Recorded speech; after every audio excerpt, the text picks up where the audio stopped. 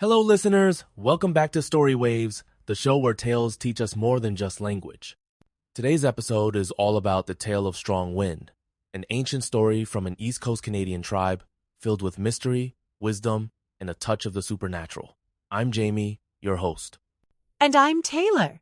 This story is a personal favorite because it's packed with lessons about character, kindness, and seeing beyond the surface. Over the next hour, we'll dissect the plot, unpack tricky vocabulary, and even connect the story to our lives. Ready to dive in, Jamie? Absolutely. For anyone just tuning in, we'll break down everything from Strong Wind's invisible adventures to the final twist involving the trembling aspen trees. Whether you love folklore or want to boost your English, there's something here for you. And stick around, because later we'll quiz each other on idioms, draw out practical lessons, and toss an open question to you listeners. Let's kick things off with the story's beginning, shall we? So, Taylor, the story opens with Strong Wind, a man admired by his entire tribe. What makes him so impressive right from the start? Strong Wind's defining trait is his unique power. He can turn invisible and move silently, almost like a superhero from ancient times. This ability lets him slip into enemy camps unnoticed, gathering information like a spy. Imagine James Bond, but with a magical twist. That's a great comparison. The tribe looks up to him, not just because of his power, but also his wisdom. It's interesting how his reputation alone makes people nervous the enemies only hear the wind when he's around. Exactly. It's almost as if he's a living legend. And that mystique sets up the story's central challenge. How does someone so powerful choose a partner?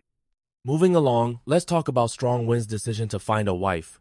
He clearly wants someone with a pure heart, not just someone chasing power. How does he go about this, Taylor? Strong Wind gets clever here. He uses his invisibility as a litmus test. Only a woman with genuine goodness can truly see him. It's like an ancient version of only the worthy can lift the sword, except it's about seeing, not strength. Right, and he enlists his sister for help. She acts as the gatekeeper, bringing women to the beach at sunset for the ultimate test. I love how this turns a magical power into a moral filter.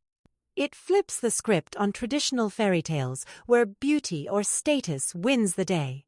Here, it's all about inner qualities, which is a refreshing message even by today's standards. So, naturally, many women try their luck. Let's focus on the chief's older daughters. What goes wrong for them during the test? The older sisters are blinded by pride and jealousy. When asked what Strong Wind pulls his sled with, they just make up answers. Their dishonesty and arrogance trip them up, literally failing the test of character. It's almost comedic. They're so desperate to win that they ignore the actual rules, like students guessing on an exam they haven't studied for.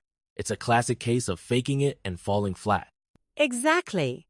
There's also a subtle warning here. Pretending to be someone you're not rarely gets you far, especially when the stakes are about authenticity. Now, let's spotlight the youngest daughter.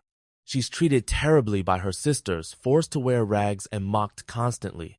Yet, she never complains or seeks revenge. Why do you think that matters so much in this narrative? Her resilience and kindness are her superpowers. Despite the bullying, she remains gentle and optimistic, almost like Cinderella, but with even more inner strength. That's what makes her special, and ultimately, worthy of seeing Strong Wind. Her ability to make the most of her situation is inspiring. She doesn't let bitterness define her, which sets her apart when the real test comes. It's a great reminder that true character often shines brightest in tough times. The story uses her to show that kindness is not weakness. It's actually a form of power. When the youngest daughter finally gets her chance, the moment is tense. She's asked what Strong Wind pulls his sled with. Her answer, a rainbow, is so poetic. Why do you think this detail is so important? The rainbow symbolizes purity and hope. It's not just a test of sight, but of heart and imagination. Only someone who sees beauty in the world can answer that. It's also a clever storytelling device, tying the magical to the moral. And it's not a wild guess. She truly sees Strong Wind because of her pure heart. That's a subtle but powerful lesson about perception and honesty. Absolutely. It's like saying, only those with clear hearts see the truth. It also rewards her patience and goodness, making the happy ending feel well earned. After the wedding, Strong Wind doesn't just walk away from the past. He uses his power to turn the two cruel sisters into aspen trees. What's your take on this magical punishment, Taylor? It's poetic justice literally. The trembling aspen leaves symbolize their lingering fear and guilt.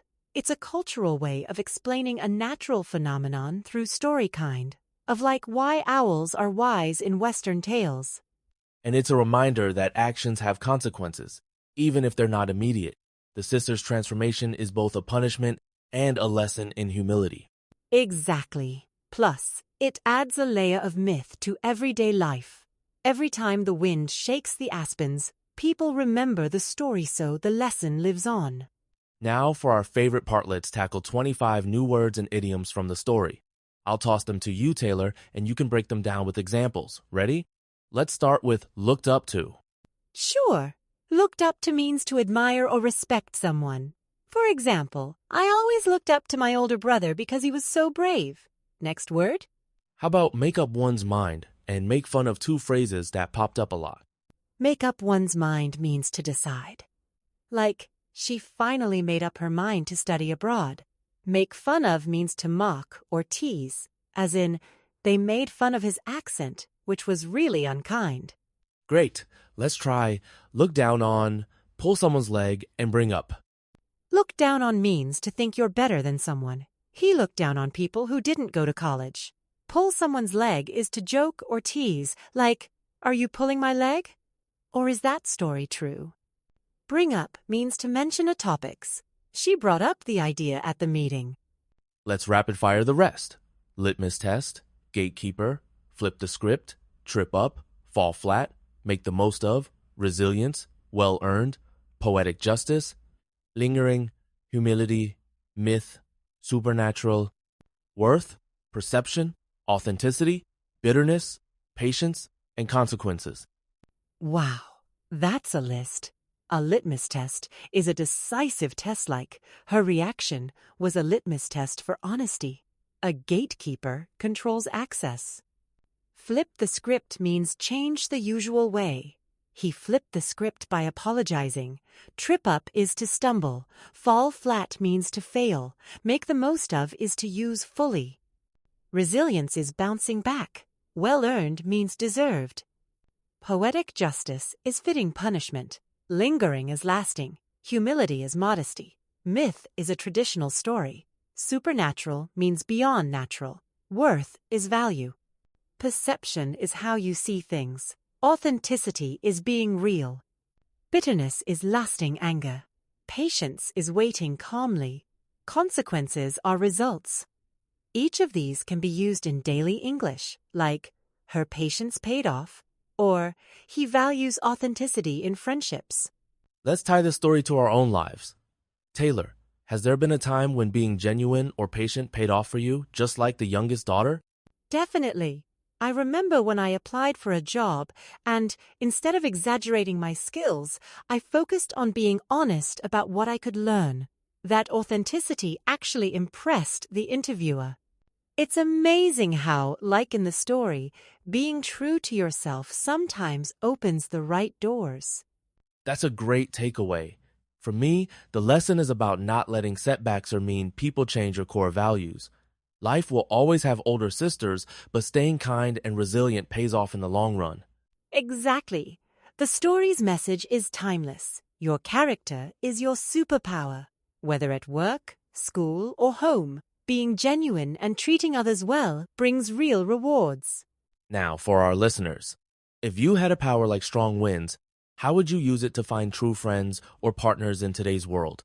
Would you create your own litmus test for trust? That's a thought-provoking one.